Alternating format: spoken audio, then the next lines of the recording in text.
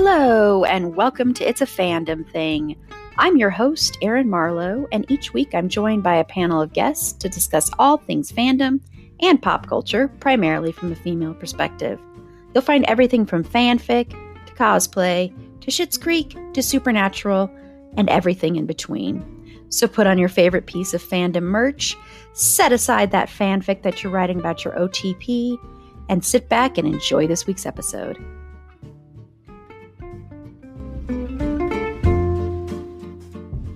Hello, and welcome to It's a Fandom Thing. I'm your host, Erin Marlowe, and on this episode, we are going to be talking about TLC. And yes, our schedule changed a little bit. If you missed what I said at the beginning of our pop culture episode from Wednesday, I will just say very briefly that my mom unexpectedly and suddenly passed away, so that's why we haven't had normal episodes for a couple of weeks. I won't go into that too much because I don't want to start crying, but I'm excited to be back and talking about TLC. So we have a little bit of a change. So we're going to be talking about TLC. How many times am I going to say this in the next couple of minutes?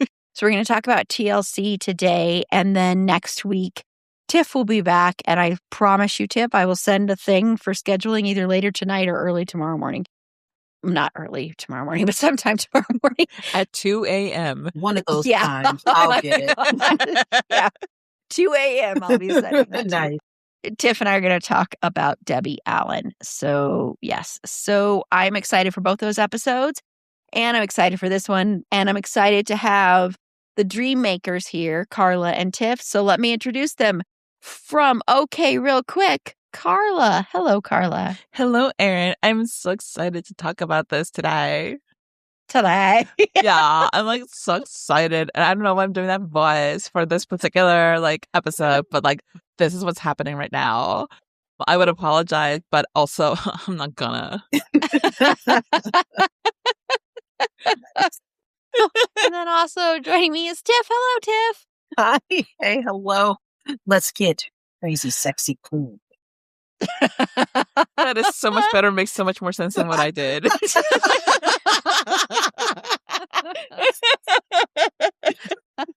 I've only been thinking about this for the last 5 days, so it's okay. I had this planned. I love that. I do that sometimes too, where I'm like, and then if I don't write it down, I forget, and then I'm like, oh, I forgot to do the cool intro I was gonna do. Written down, baby. Written down. Awesome. Okay, well, I was about to say we're going to be spoiling things. I don't know what I'm talking about. Yes, we're going to be spoiling everything that you ever wanted to know about a band from the 90s. If you've never looked at the other track list and you don't want to be spoiled. So I'm going to first provide some info from Wikipedia about TLC if you don't know who TLC is, and then we'll get into it. So TLC is an American girl group formed in 1990 in Atlanta, Georgia. The group's best-known lineup was composed of Tiana T-Boz Watkins, Lisa Left Eye Lopez, and Rosanda Chili Thomas. The group enjoyed success during the 1990s with 9 top 10 hits on the Billboard Hot 100, including 4 number 1 singles, Creep, Waterfalls, No Scrubs, and Unpretty. TLC also recorded 4 multi-platinum albums, including Crazy Sexy Cool from 1994, which received a diamond certification from the Recording Industry Association of America. They became the first R&B group in history to receive the Million certification from the Recording Industry Association of Japan for fan mail from 1999. Having sold over 60 million records worldwide, TLC is one of the 5 best-selling American girl groups of all time. VH1 ranked TLC as the greatest female group, placing them at number 12 on the list of 100 greatest women in music. Billboard magazine ranked TLC as one of the greatest musical trios, as well as the 7th most successful act of the 90s. The group's accolades include 5 career Grammys, 5 MTV Video Music Awards, and 5 Soul Train Music Awards. 20 years after their debut, TLC received the Outstanding Contribution to Music Award at the 17th MOBO Awards, and the Legend Award at the 2013 MTV Video Music Awards, Japan. In 2022, the group was inducted into the Black Music and Entertainment Walk of Fame. Okay, so I'm excited to start talking about TLC. I know everybody loves our music episodes, so I'm always happy about that, and I'm happy when we get to add more to our discography of episodes. So, Carla, what we're first going to start out with is, so what first made you a fan of TLC? So when TLC, in their heyday, especially with Crazy Sexy Cool, their videos were everywhere. And I was big time into videos. Like there was a time when I wanted to be like a music video, not even music video director. Like I wanted to write out like storyboards for music videos like that. I had this big thing. And it was partly influenced by their videos. Them and Missy Elliott, I thought had like some of the coolest, most innovative just looks out there. And there was this very specific moment in time when all of the videos looked like they were set in space. Like just a weird, like everybody's in space now. And everybody wears like hefty bags. And you're simultaneously like locked in by gravity from your huge boots, but also free of gravity because this is what the videos look like. Anyway, that's what got me into their music was the look of their videos. And then I was like, oh, I'm also really enjoying the music. How about that? I also had a friend with whom like I would just go everywhere in her car, and her car was like our second home. And we would make like mixed CDs of songs that we loved, and some of our favorite songs that we would play over and over and over again were TLC songs. So I just have very fond memories that have to do with TLC and their music. And I also thought that they were just so incredibly cool. Like they just looked so amazing. Their whole vibe was Crazy Sexy Cool. Just very it looked like an effortless thing. Their chemistry looked effortless.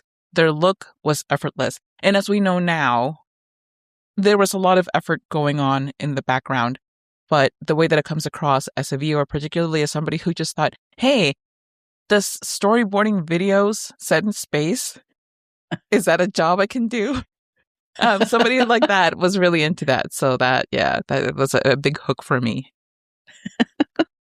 Awesome. That is true. I wonder why that was, that the space motif became a thing. Like Busta Rhymes and even Michael Jackson and Janet Jackson that one time. True. Yeah. It was a whole thing. It's weird. When hefty bags were, runway chic. Yes, they're just de rigueur for all like hip hop and R&B videos. Yeah, why not? The greatest advertisement around. Look how I wonder if they saw like a bump. I wonder if they saw a bump in sales. Yeah. Wait. Did their sales skyrocket?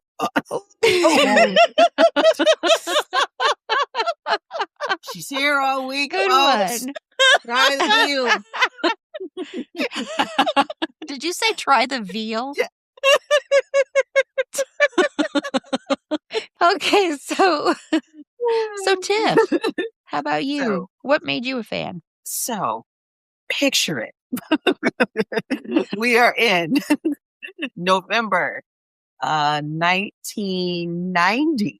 Yes, November 1990. And wee little Tiff is at a concert at the Forum in Inglewood, California, looking at Bobby Brown and his, probably My Prerogative tour, something like that, or whatever tour he was doing. I don't know.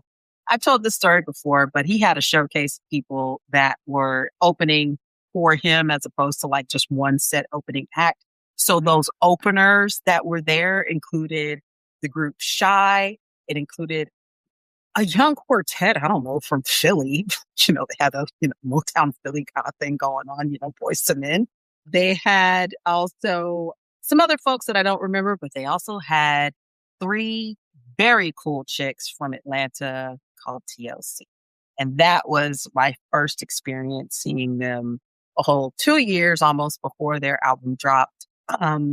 And I remember thinking when their album did come out, because at the time I didn't really remember, you don't really like, oh, these people are going to be big. You don't really think about that. They weren't being played on the radio or anything. It was a showcase of talent, so you didn't know. But when their first single dropped, and I'm like, wait a minute, I recognize that voice. T-Boz has a very distinct voice, and that was one of the reasons I think why for me, their sound hit so much, because I really liked her very kind of deep, raspy tone, because you don't hear that in a lot of girl groups. And I loved the visuals of them coming from girl groups who were very, not prissy, but the fashion that they wore was very bodycon, think In Vogue style, to here these girls are, and they are wearing the biggest, baggiest that you could find. And as somebody who felt like that was more my style than anything that could be potentially, and look, I was very, very young. I wasn't thinking about anything bodycon, but like the color and wearing cross colors, wearing Carl Kanai, wearing FUBU later on, that was like my jam. And TLC was representative of that. So I think that was from T-Boz's tone and Left Eye's flow. And then Chili has such a pretty voice too. The harmonies they gave us together, and then them being able to also dance, and their fashion, I was hooked. Like the moment I saw that first video, like Carla said, hooked automatically. And then it kind of dawned on me, it's like, wait a minute, I think I saw them. Like, that was him. How cool. So yeah, that was the time. Like, I still really love her, still really love T-Boz's voice, because it's something interesting. You don't hear it too often. Yeah, and I had said at the end of our pop culture and fandom news episode on Wednesday that I'd be probably mainly a moderator, because I knew who TLC was. I wasn't as into TLC when they were big in the 90s, but of course you couldn't not know about, waterfalls and snow scrubs and everything like that. There was no way that you could be listening to the radio or watching MTV or going anywhere and not hearing those songs or seeing them or having them referenced places. They still are referenced in pop culture and in television and film and everything like that. I do want to give a shout out, because I do think the TLC documentary that is on Netflix, it's called TLC Forever. I think it's a really good documentary to watch, especially to learn about the music industry and all of the different struggles they went through and all the different things they went through as band members. I mean, including like a house burning down, filing for bankruptcy, all, changing in the very beginning, changing one of the members and everything like that. And just like, when you said, Carla, how it looks effortless, but there was a lot of effort. And I think this documentary really shows how much effort went into it. I think in order for something to look effortless, I think a lot of effort has to go into it, because it takes skill to be able to make it look like it was a cakewalk for you, kind of thing. It was so easy for you. And so I think it's fascinating watching that and watching the dynamics and listening to them talking today. And I just think that documentary is just fascinating. I love music documentaries in general. So for me, I wasn't into TLC when they were a big, huge thing. I did know the songs. I liked the songs, but it wasn't, played a lot for me. When I got older, though, I will say when I got older, and especially like in the last 5-10 years, I have been listening to them a lot more than I did before. And I think their success is so notable and something that should be celebrated and is pretty remarkable. It's pretty incredible. Once again, like you said, effortless with a ton of effort. Yeah. And I was thinking exactly of the documentary when I was thinking that, because what they went through, and then to keep it together and to just come out there and look like, carefree, like they did, just wow. It's pretty incredible. it's always amazing to me. That's why I used to love Behind the Music on VH1. Yeah. No matter who it was, even if it was like, what was it? What were those two guys with the long blonde hair? The Nelsons or? Oh, no. Yeah, Nelson, I think. Yeah. Even if it was about them. Who cares? Like Hanson, Behind the Music. Let's see what they're talking about with Yes, those brothers. exactly. Exactly. Yeah, I mean, it's exactly like that. So I would watch any of them, even if I was like, I don't even like this music. And usually I would have deeper appreciation for them, except for the Oasis one. But yeah, that's why I love watching those documentaries, because it gives you a deeper appreciation for the music, for the artistry, for the struggles. I think also a lot of people forget that, and I don't think people realize that a lot of musicians don't make that much money, or it's hard for them to make money, and they can lose it really easily, or they get taken advantage of. And there are a lot of people with their hands in their pockets. So I think that's also an interesting thing to learn. Okay, well, everybody's favorite question is next. Carla and Tiff have been like sending me like, we hate you vibes. So excited about this question. I'm just so excited. Everybody loves it when I ask, but if I don't, it will be here forever. So, Carla, your favorite question of the night is coming to you now. So, what are 3 of your favorite TLC songs? I kind of contemplated putting one of their Christmas songs on here just for the Christmas cult, the Christmas music cult. Nice. We should do an episode of just Christmas songs from bands, really big bands.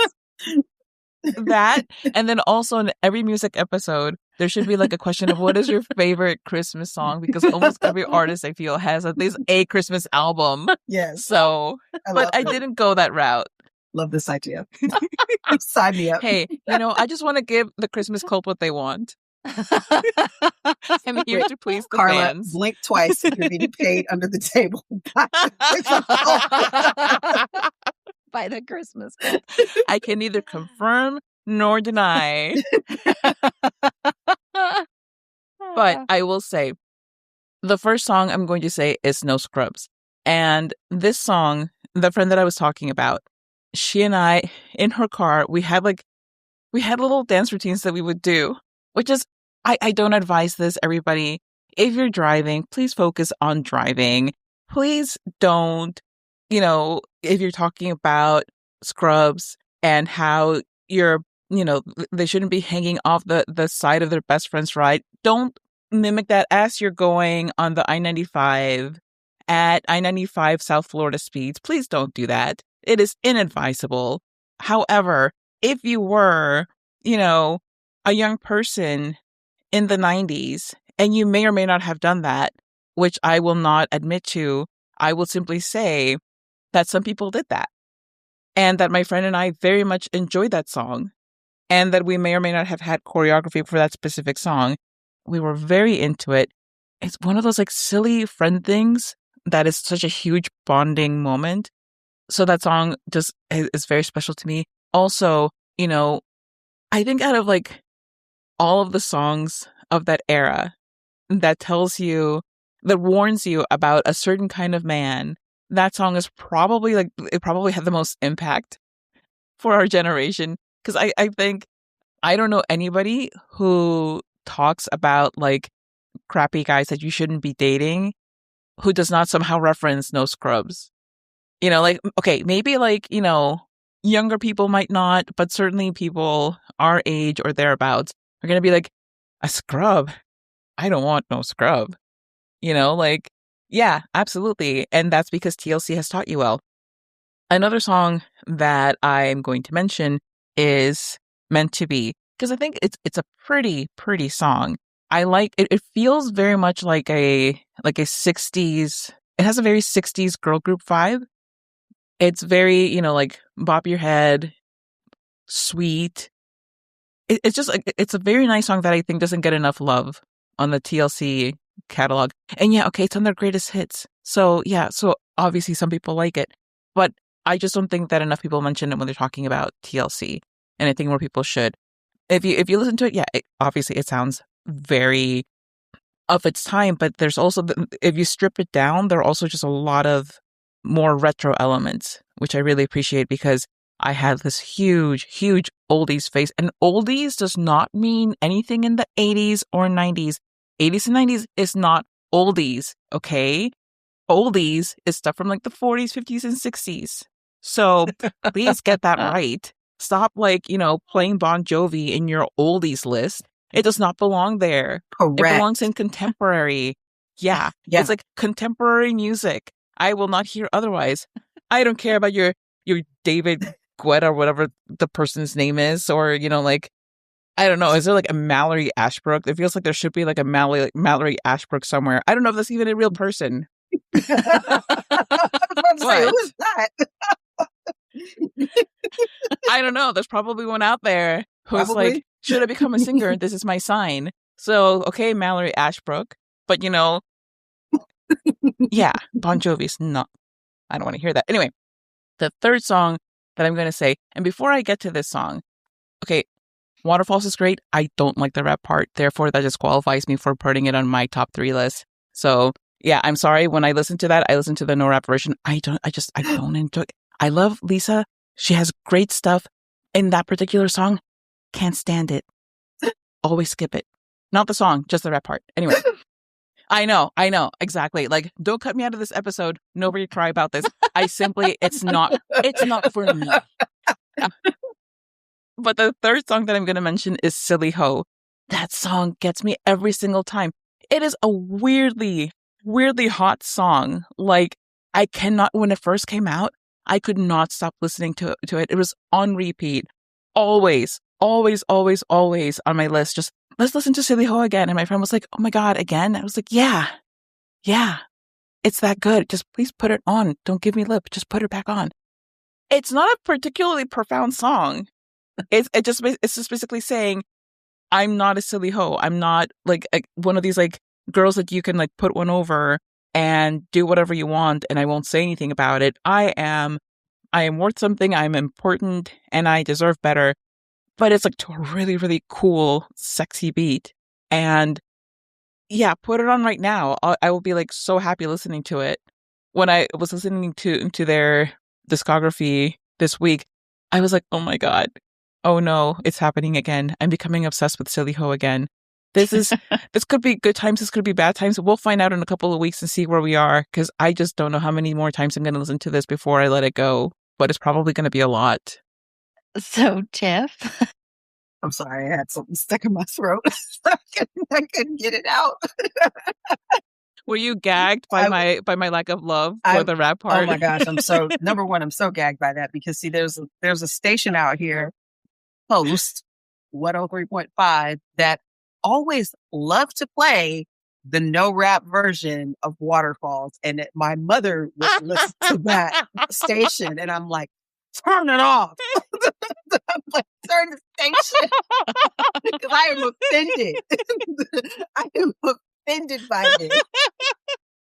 Absolutely not. You do not get to disrespect my girl Lisa Left Eye Loaf by taking her out of the entirety of that song. No, absolutely not.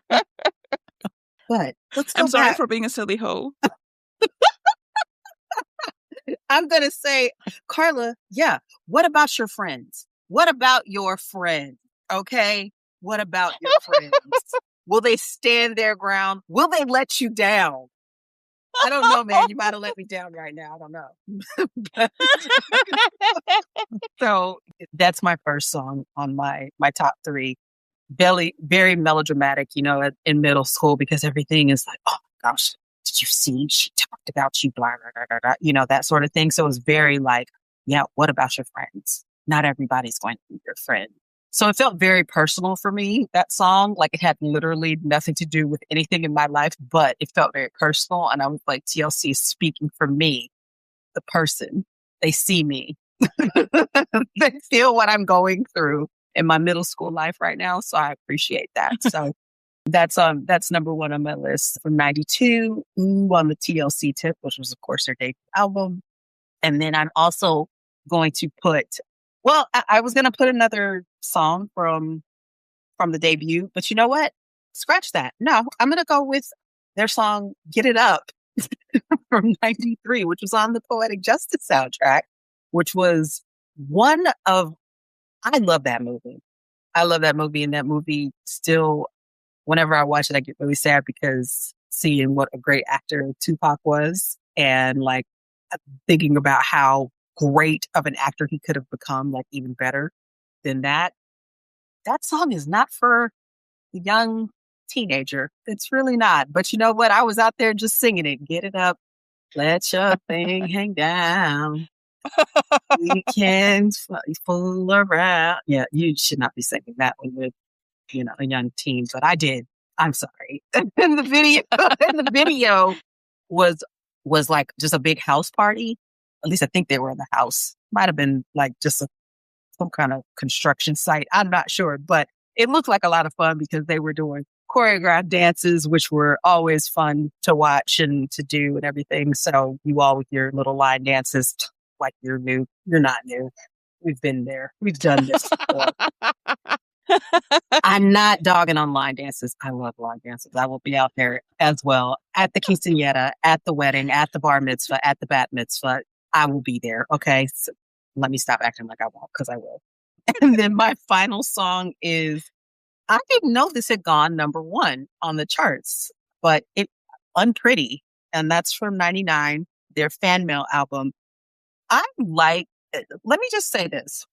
I like Christina Aguilera's Beautiful, but it feels like it's like it's a little over the top. I mean, it's Christina, right? This feels more grounded. It's like, I feel unpretty.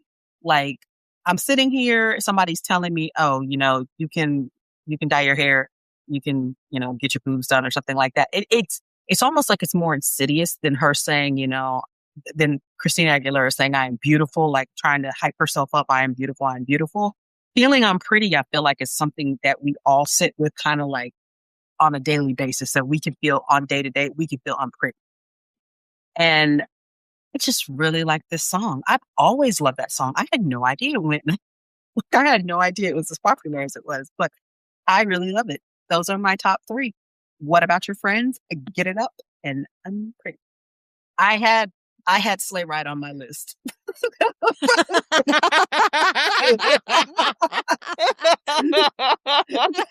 I had Sleigh Ride on my list. I might be a part of the Christmas cult. I don't know. All those streams are just Tiff on different devices. And different states. And different I'm bouncing off different secret travels. Different IPs. I figured it out.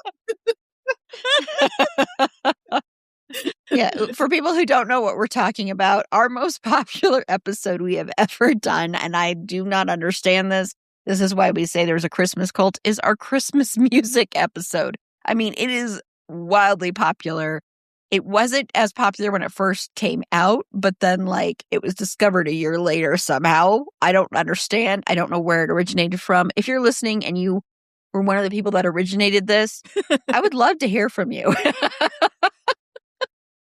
Okay, well, my three are No Scrubs, just dittoing that one again. And I do agree, like Carla said, I do think it is one of those, especially for when we were growing up, like Gen X and Millennial, I think it is the song that you think of when you're talking about, awful men and everything like that. And it's so referenced. It's one of the most referenced songs. I debate whether or not it's this one or Waterfalls that is referenced more, but I think it might be No Scrubs because, I don't know, it seems like that has a more lasting, thing in pop culture, I mean, where it's referenced in shows and everything like that.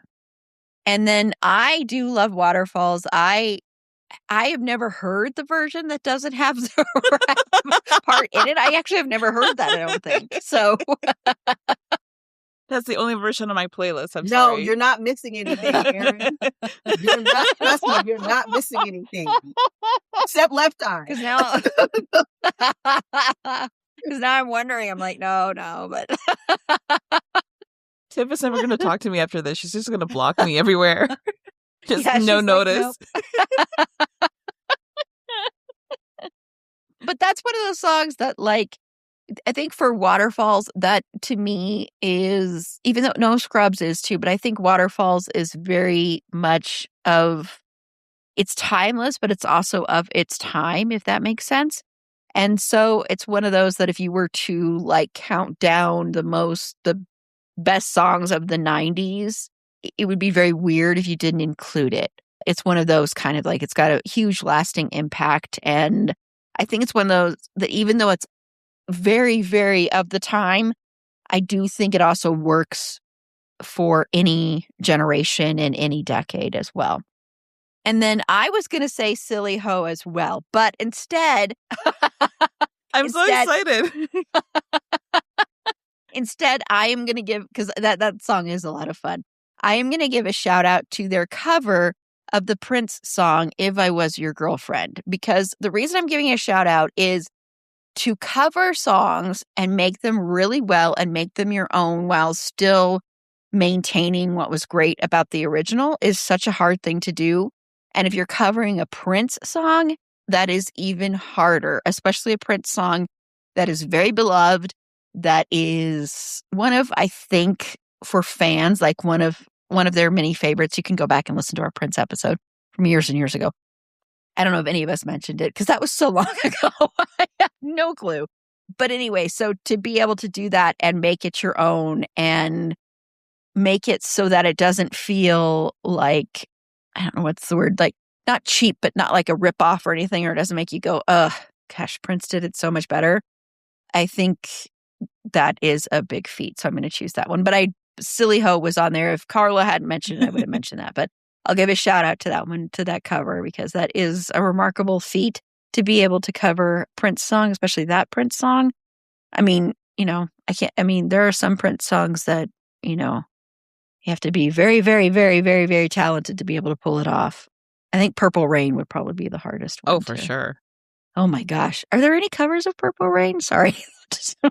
If there are, I don't want to know. I also don't want to know if anybody has covered When Doves Cry, because I will just cry. Oh, I will cry like the doves. And Purple Rain are tied for me kind of in my head of my favorite ones. But the video for When Doves Cry is one of my, just him crawling out of the tub is still, like unhinged sexy is how I like to describe that. Lots of sexual awakenings happen in that video. I think somebody would have somebody could have a good time covering his "I Will Die for You." I think the right person, I think, could do a really good job with that. I don't know in my mind who I would.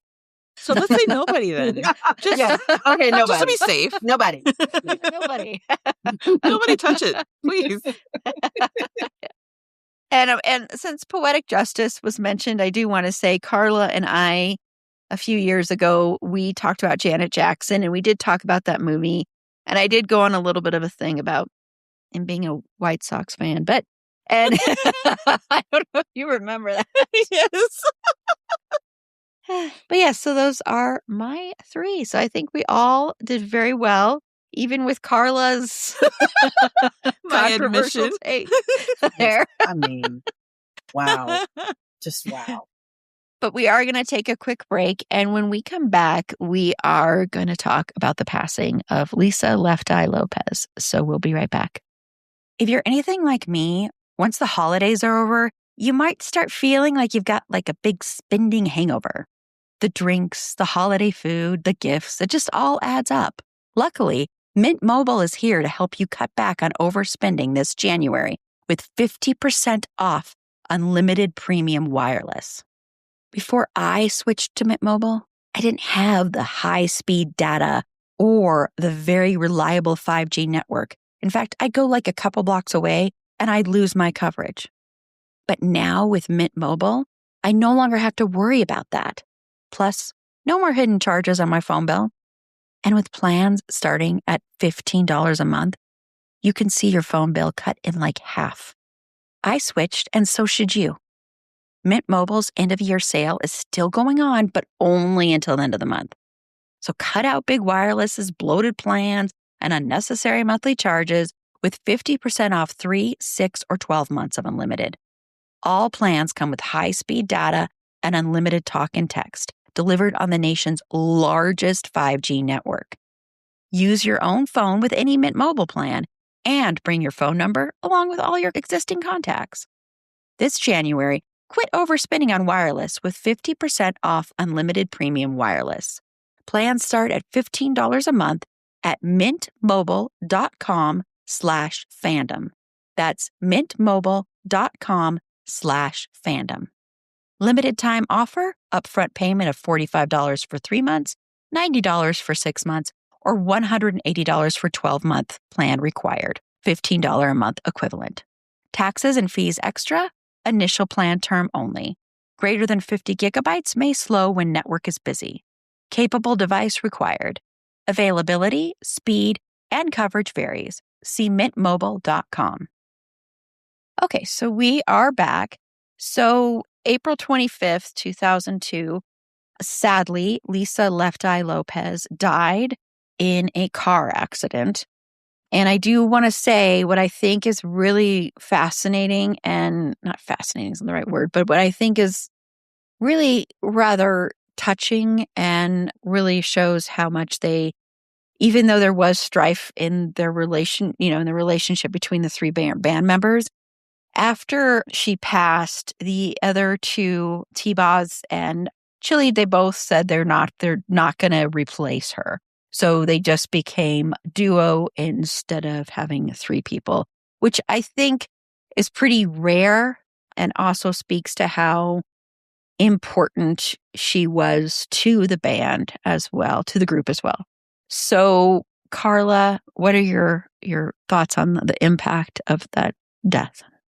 Okay, look, no matter what I said about waterfalls, all right, Left Eye was, I think she was like the momentum of the group. I think her energy really kind of drove a lot of what made the group popular. And certainly it's not anything lacking in T-Boz or Chili.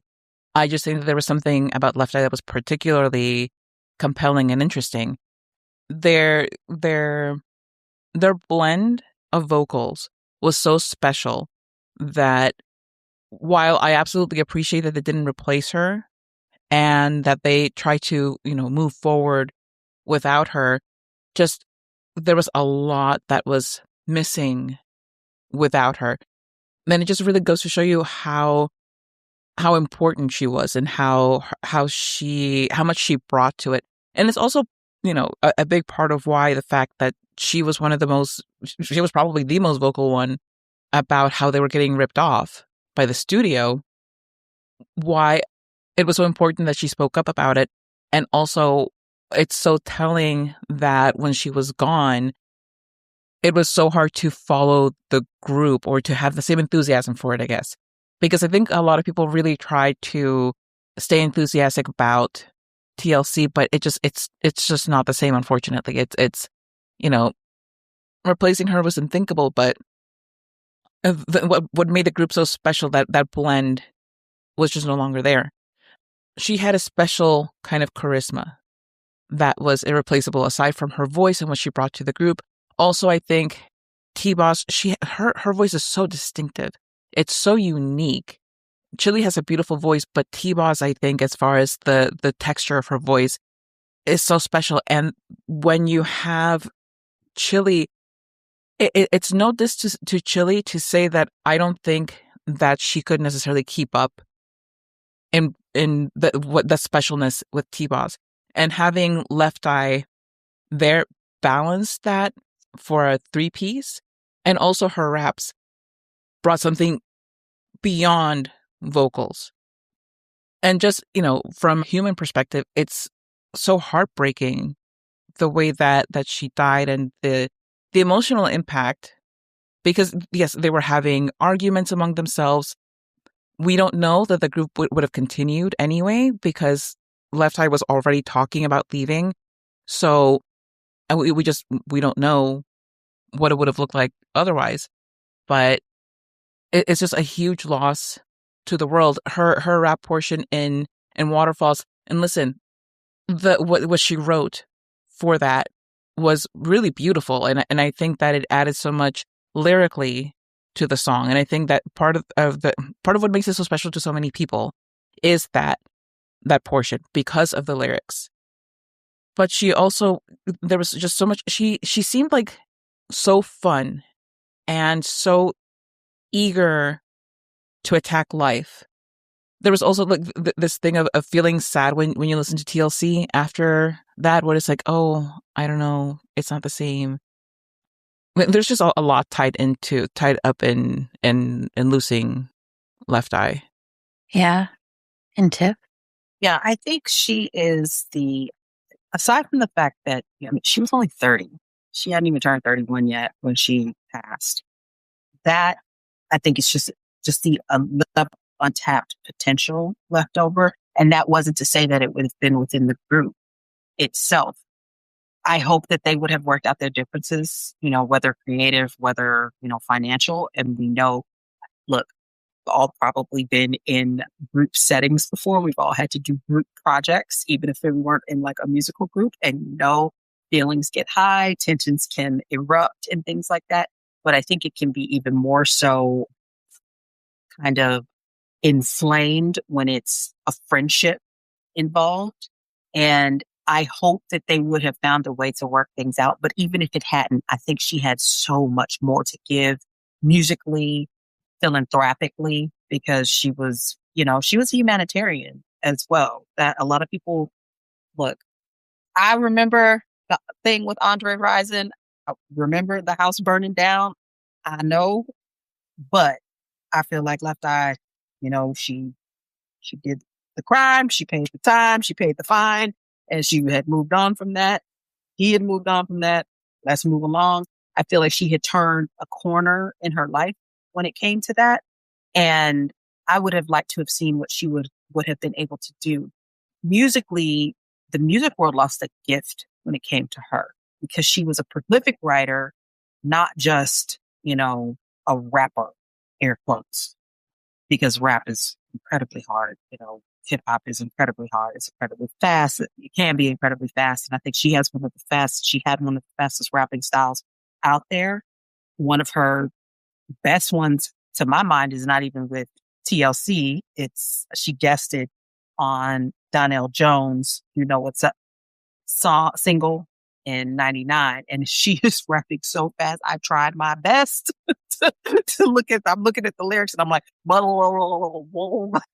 it's like the teacher from Charlie Brown when I try to do it. That's how it sounds. Wah, wah, wah. It does not sound like Left Eye. So, yeah, so from a musical standpoint, I think the world lost such a gift when it came to her. And TLC lost that spark somewhat. And Carla, you're right when you talk about how T-Boz's voice is so distinct. So just when she sings, you know who's singing. Like, you know exactly who it is. And Left Eye, when she's rapping, you know exactly who it is. Chili doesn't necessarily fit into that same vein, although her voice is very pretty. It just doesn't fit into that same vibe, but she fit with them.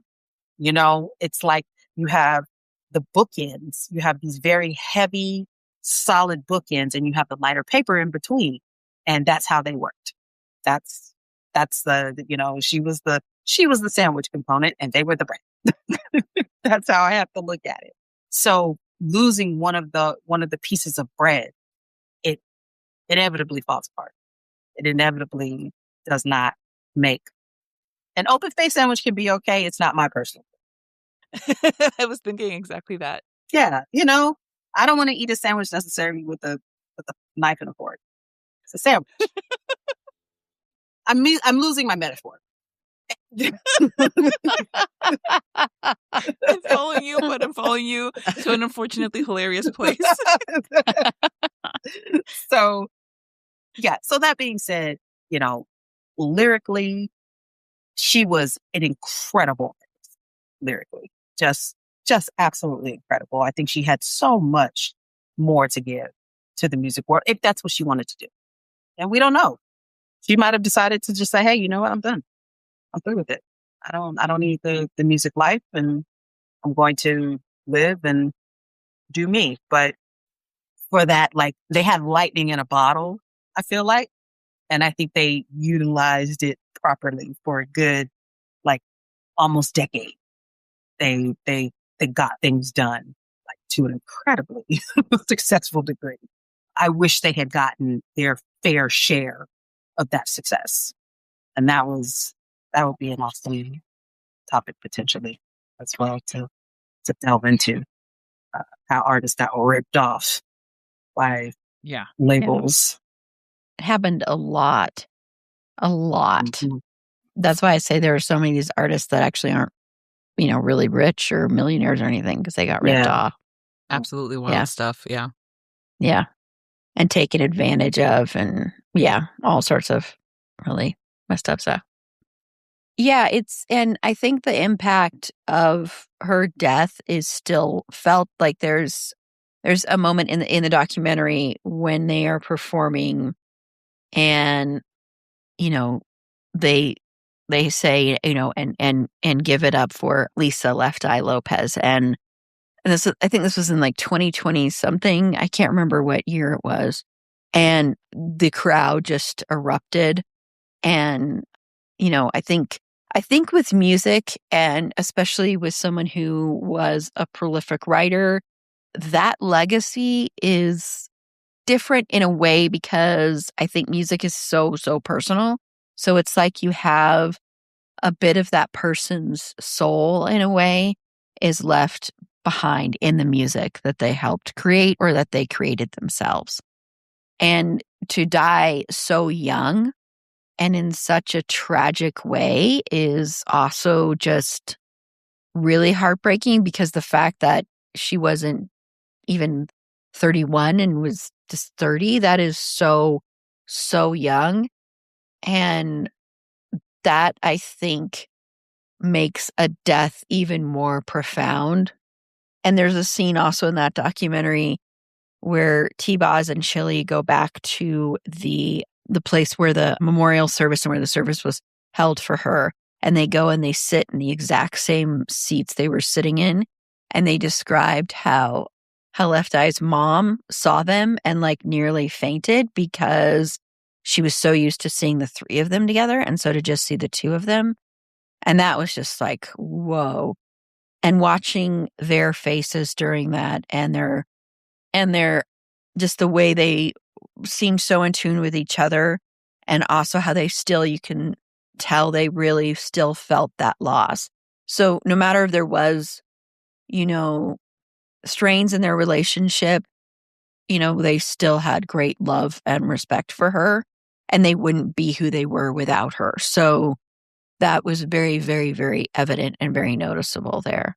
And so it is a huge, huge tragedy. And it is, it is great that you still have her music, though, still lives on, and her words still live on, and who she was still lives on. So that is, I think, one of the beautiful parts of a tragedy like this is when you get that wonderful art that you still have there, and the wonderful music, and that you can still hear their voice and all of that. So, yeah.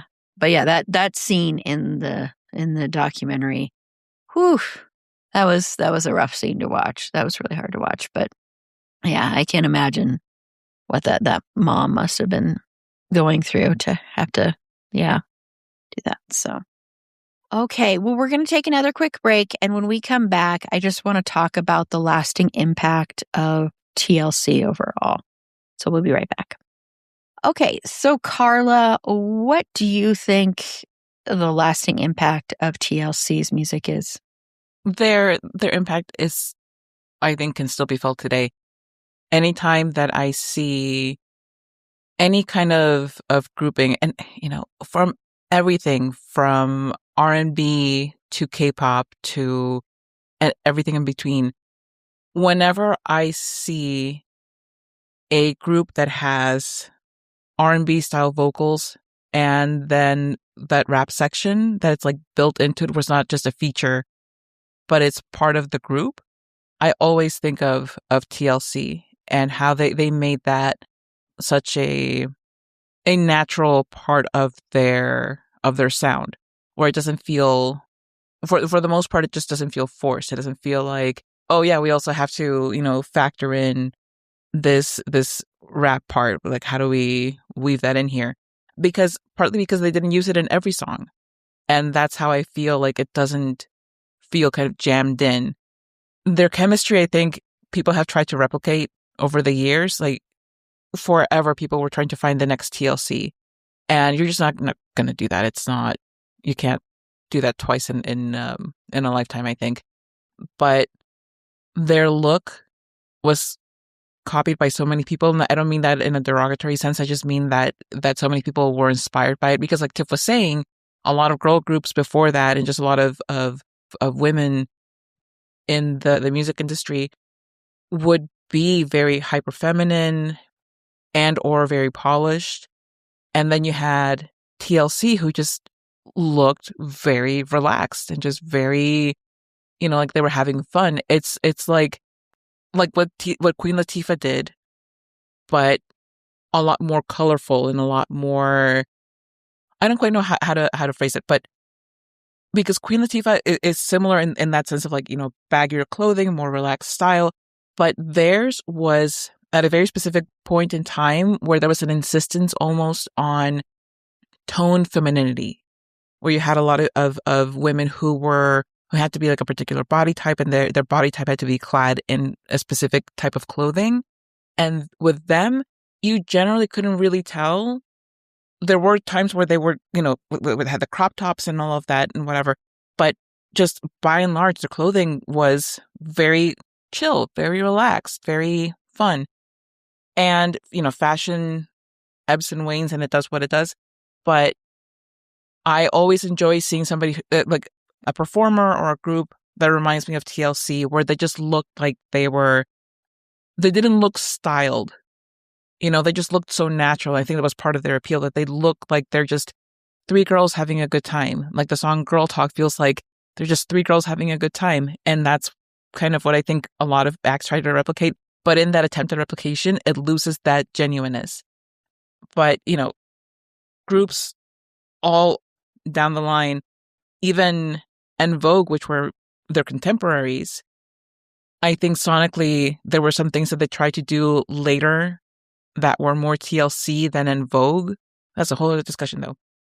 But I really think that a lot of people tried to be the next TLC and they just couldn't do it. And it's not because of the lack of talent. I just think that this particular group in this particular configuration at that particular time were what really hit it for all of us. But, you had Destiny's Child, which I think was like the next step in the evolution of girl groups, of Black women singing. And it's a shame that there hasn't been a lot as far as, attempts at girl groups. But again, I think it's because they're trying to find a very specific type of success for these groups and not finding it, they just kind of give up. But visually, in the videos, a lot of videos try to be No Scrubs. A lot of videos try to be Silly Ho.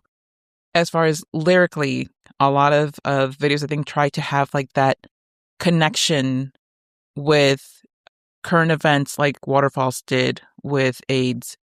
And it just doesn't come off as genuine and from the heart as Waterfalls did. So, not to say that other groups are out there aren't doing great stuff and whatever. I just think that TLC was just really special. And I hope that more people try to replicate their energy and not so much the content. Tiff? I mean, just from the start for me, like I mentioned before, the way their look was something that spoke to me as a tween. Like, I wanted to dress like TLC because it was something that offered modesty and fashion at the same time. And you didn't have to feel bad about it in a time frame where, bodycon stuff was kind of the standard. So I think that they impacted the way girls dressed, the way teens dressed, the way younger like college age women dressed as well. I just think it ran the gamut. They just had this huge fashion impact, and you're like, oh, well, no, it's just baggy shirts and baggy jeans, but it's not.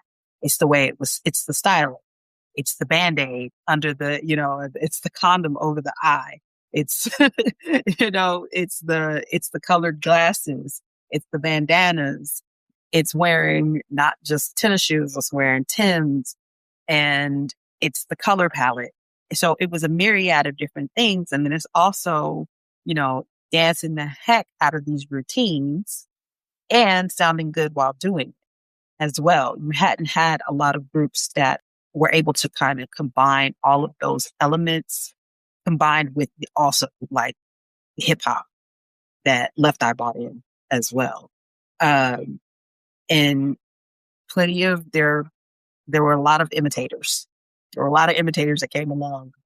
Whom I think 702. They tried to do like almost the exact same thing. 2 singers and a rapper, that sort of thing. And they were all like very petite girls, just like all the ladies at TLC. It was almost, I'm like, okay, you can see what you're doing. TLC 702. We know what you're doing. You all are just not as good at it. But there's a reason I think that people still hear Waterfalls and they know it and they sing along. Dear Daughter is 15. She knows the entire song. I mean, that was well before she was even a glint in my eye, and she knows the entire song. So I think when you have stuff like that, when you have this massive amount of success and it lasts throughout the decades, you can see what kind of impact you had at the time, boots on the ground, that it was something really special. Even if you look at it in terms of like time frame, it wasn't even really a decade.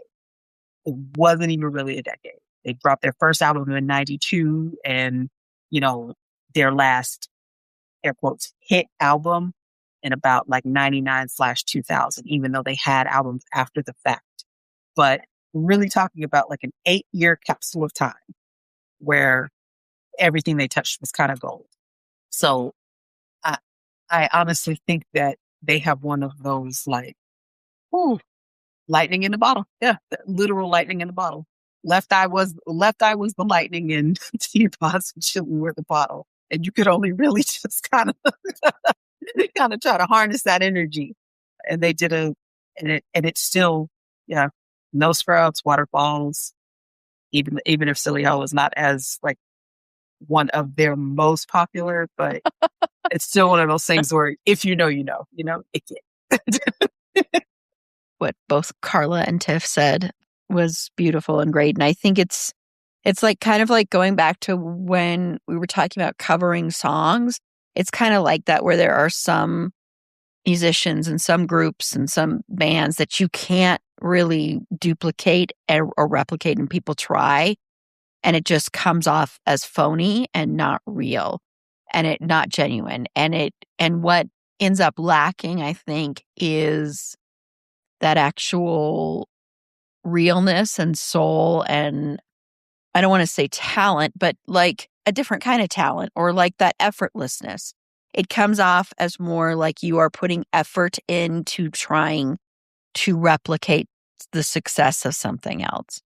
And when you have something that is very original, it's very hard to replicate that without coming off as fake or phony or like you're trying too hard. And I think there are just some groups and some musicians and some artists that it's pretty impossible to duplicate. And they just happen to be one of those. So yeah. I love when music lasts beyond its time of its height of popularity. And there aren't a lot of musicians, and there's not a lot of music, honestly, in the huge catalog of music out there that really does last that long. And so when you have that, and when you have, like Tiff said, her daughter knowing all the lyrics to Waterfalls, that's pretty incredible. And I'm sure her daughter doesn't listen to the non-rap version or skip that. Sorry. She absolutely would never listen to the non-rap version. That song is banned. That version is banned from this household. Banned. Banned. That just made me realize that my son is going to be so shocked when he's out there in the world and he realizes that there's a version that has a rap version. He's going to be like, just jamming along and be like, wait, this isn't the version I know. What happened? He's going to be like, Mom, did you know that there was this? He'd be like, God. what? Yeah.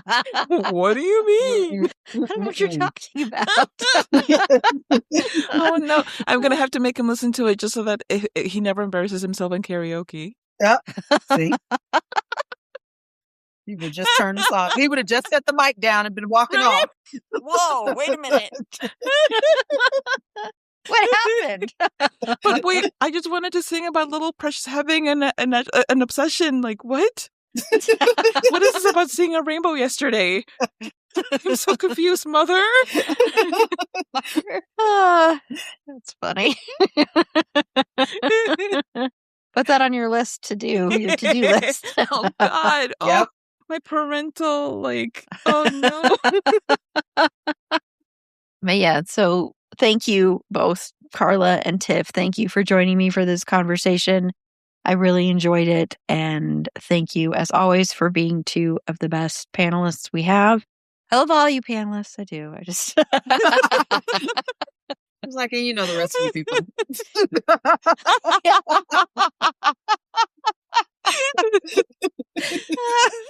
The rest of you, yeah. No. You're there. Yeah, The rest of you are also there. Good job. But we are going to do 6 Degrees of Finn Whitrock because I very much love my 6 Degrees of Finn Whitrock. So hopefully it's not the same one that everybody else did, but I really like mine. So Carla, did you do a 6 Degrees of Finn Whitrock? I fully forgot, but okay. So if you want to do it this way, we recently covered Home Alone, and if you extrapolate the fact that one of their songs was in a Home Alone soundtrack and just listen to the Home Alone episode and listen to the Finn Whitrock section, boom, connection. It's a connection, and I plugged another episode. So that's a very popular episode we did too. So there you go. You can connect it back to the fact that Erin was in the same room, theater, as Finn Whitrock. Yes. There you go. Oh my gosh, you're right. You're absolutely right. So Erin has listened to TLC recently. And she was within the same zip code, experiencing the same climate as Finn Whitrock. Yes, along with Tiff. Tiff was there too. There you go. Oh my gosh, so many connections. My goodness. I'm just killing it tonight. Thank you, everybody. That was a lovely connection there. That was a lovely I love that I was used. Lovely So Tiff, is that what you were going to do? That was not what I was going to do. Okay, so what's yours? Did you do one? I did.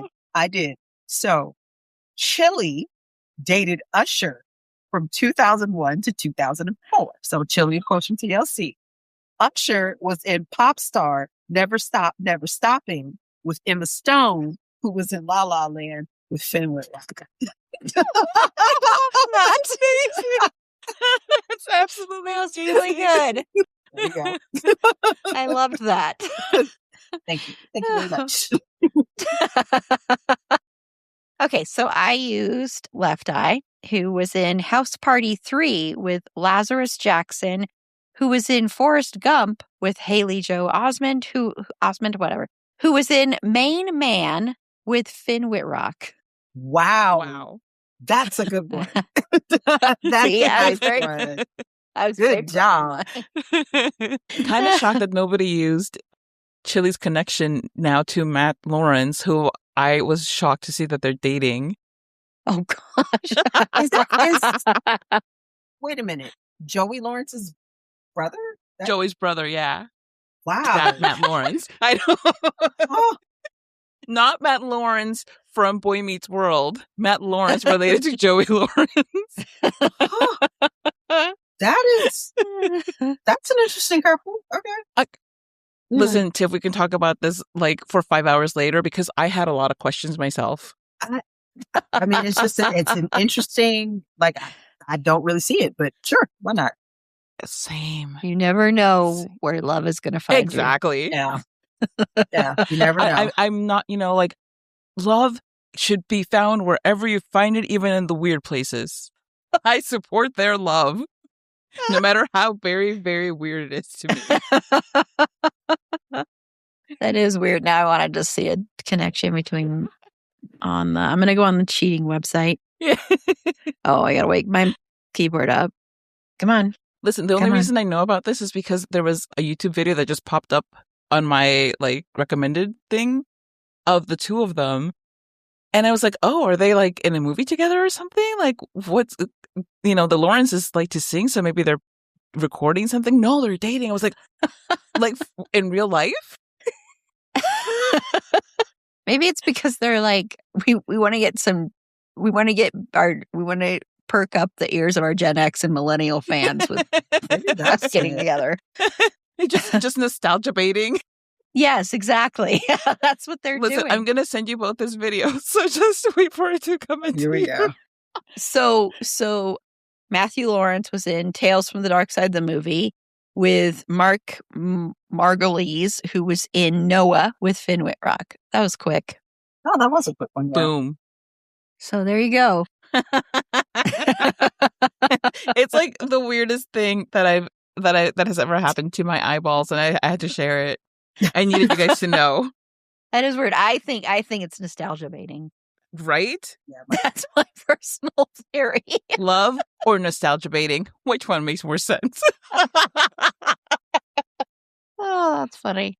Okay, well, thank you, Carla and Tiff, for joining me for this episode. We're going to go ahead and close out, and I'm going to have both of you say where you can be found. And Carla, tell everybody about your podcast, Okay Real Quick. Thank you, Erin. I am happy to tell you about Okay Real Quick and its myriad of topics that it covers. One of them happens to not be any Lawrence brother, but I did an episode about books, if you want to hear what books I'm going to be reading soon, and also the book Kindred, which I read recently and it blew my mind, so I had to talk about it. And it is, in my opinion, one of the best episodes I've ever done. So please check that out. You can find that wherever you found this podcast. You can find my social media by looking for at Okay Real Quick Pod, wherever you social your media. Not everywhere, but if it's there, hey, why not give it a follow? You can also find me, my art, and my musings by looking for at Carla Temis or my website, carlatemis.com. That's CarlaTemis.com. Awesome. Thank you. And Tiff. So you can find me pretty much across the interwebs. I get the notifications, so I should answer and respond if I see them. At Who Is Tiff Is Me, eventually. Yeah, I'm at Who Is Tiff Is Me. I'm mainly on the Discord channel with It's a Fandom Thing Pod crew, where we talk about all sorts of things like books. People have been sharing all sorts of goodies lately with that. We've been talking about some classics, thanks to Carla. Kindred for Life. Just be prepared if you do read that. You will need to sit with it, folks, for a while. And pets and TV and movies and theater. If that's your jam, darlings. So come along, say hi, say hey, say hello, and come see Fergie the dog. To you, Erin. That was a good throw to me. There we go. Very good. Thank you. Yes, you can see lots of pictures of Fergie the dog and other pets over on our Discord. And you can follow Fergie on TikTok. If it's your first time following her, you'll have lots of content. And if it's not, you're probably going, when are you ever going to add another TikTok? It'll happen. It'll happen someday. It'll be a huge surprise to you and to me. But Fergie loves horror movies, Abbott Elementary, and true crime. And you can follow her on TikTok at Schroeder and Fergs. That's SCHROEDERANDFERGS. It's long, but it's worth it. To find all our past episodes, links to our social media, including the Discord server, head on over to our website. It's a fandomthingpod.com. And while you're there, consider becoming a Patreon supporter today. For as little as $3 a month, you get ad-free content, you get episodes a day early, and you also get bonus content, and also you earn a special place in my heart. Don't you want that? Christmas cult people, if you're listening, don't you want that? And you can request additional Yes. Christmas music content, Christmas cult people, if that's what you want more of in your life. Yes. But I'm not doing a spin-off thing. It's a Christmas music thing. I'm not doing that. I'm not doing a spin-off podcast. But yeah, head on over to our website. It's a fandomthingpod.com. Click the support us tab there or click the link in the show notes. And next week, Tiff will be back to talk about the wonderful, amazing Debbie Allen. So until next time, remember, it's a fandom thing. Black Lives Matter, stop Asian hate, and free Palestine.